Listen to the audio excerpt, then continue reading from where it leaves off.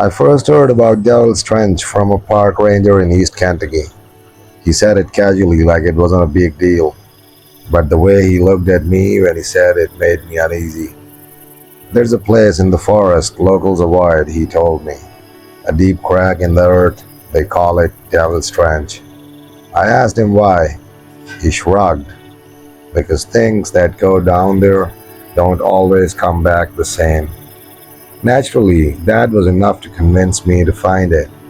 The trench was somewhere deep inside the Boone National Forest. No marked trail, no official sign, just coordinates people passed around online. After about 2 hours of hiking through thick forest, I finally found it. At first it looked like a normal ravine, but when I stepped closer I realized something strange. It wasn't a ravine, it was a perfectly straight split in the ground, like the earth had been cut open with a massive blade. The trench stretched through the forest as far, maybe 30 feet wide, but the depth was the disturbing part. When I shined my flashlight down into it, the beam disappeared into darkness long before it reached the bottom. No rocks, no water, just endless black. I picked up a small stone and dropped it into the trench. Normally you'd hear the rock hit something eventually, but this time, nothing. No echo, no impact, just silence. Then something else caught my attention. Along the edge of the trench were dozens of wooden stakes hammered into the ground, old ones, weathered by decades of rain and wind. Each stake had something carved into it, symbols, strange ones. Some looked like crosses, others looked like lines running through them, protective symbols maybe, as if someone had tried to seal something inside the trench. That's when I noticed the wind, or rather, the lack of it. The forest around me was completely silent. No birds, no insects, no moving branches, and then I heard it.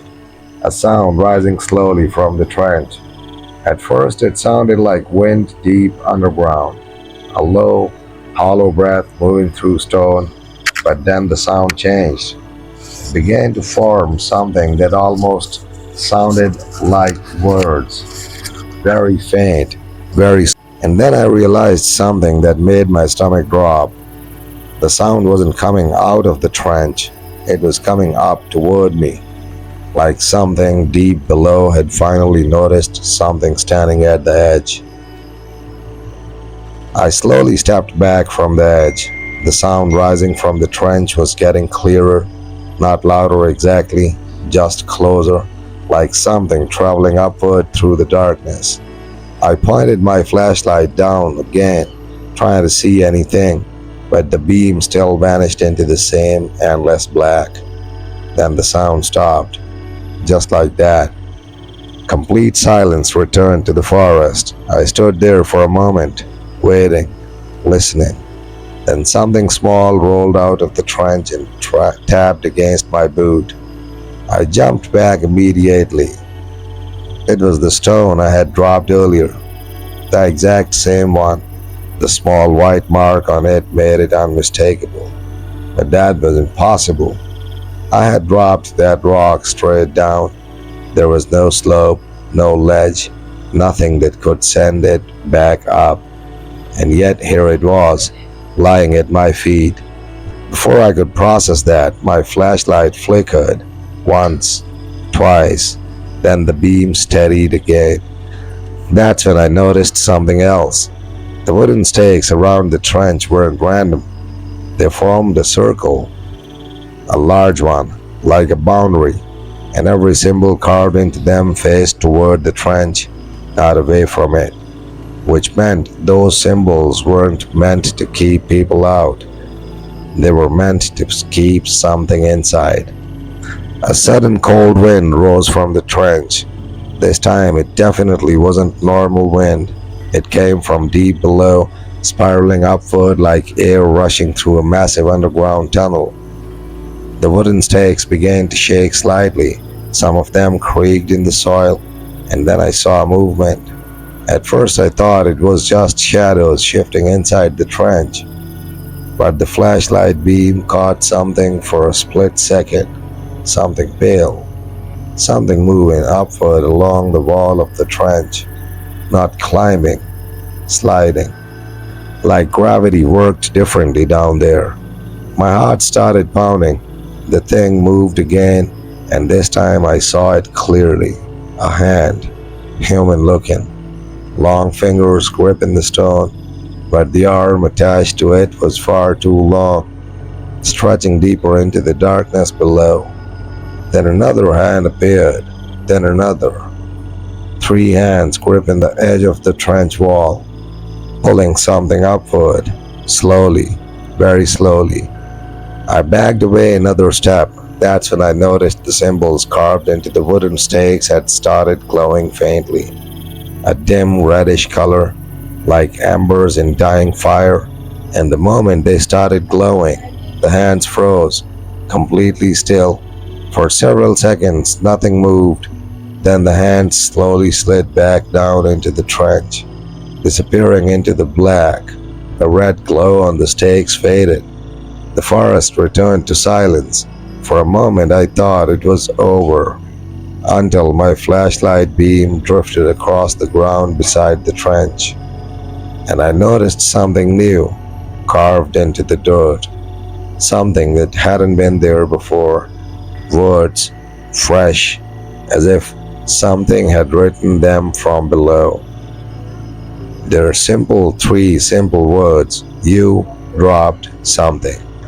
And beneath the message, another small stone rolled slowly out of the trench. But this time, it wasn't a stone I had dropped. It was a piece of bone. The piece of bone stopped just inches from my boot. I didn't touch it. I didn't even want to look at it for too long. But curiosity still won. Slowly I knelt down and pointed my flashlight closer. It wasn't animal bone. The shape was unmistakable. A human figure bone, old, yellowed, but recently broken, like it had been lying underground for decades. My chest tightened. I looked back at the trench. The darkness made it. Inside it felt deeper now, heavier, like the trench itself was aware I was still standing there. The message in the dirt hadn't changed. You dropped something. Except now there was another lining appearing beneath it. The dirt slowly moved on its own, like invisible fingers dragging through the soil, letter by letter. The new words formed right in front of me. Now take it back. The bone rolled slightly toward me, just an inch, as if nudged by something unseen. Every instinct in my body told me to run, but something strange happened inside. The wooden stakes around the trench began vibrating softly. One by one, the carved symbols started glowing again, but this time the glow was brighter and unstable, like they were struggling to hold something back. A deep, rumbling sound rose from the trench.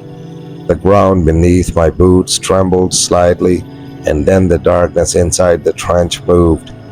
Not something inside it, the darkness itself.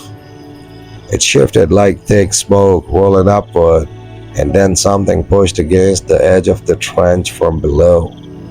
Not hands this time, something larger, something trying to rise out. The wooden stakes suddenly snapped one by one. Crack, crack, crack.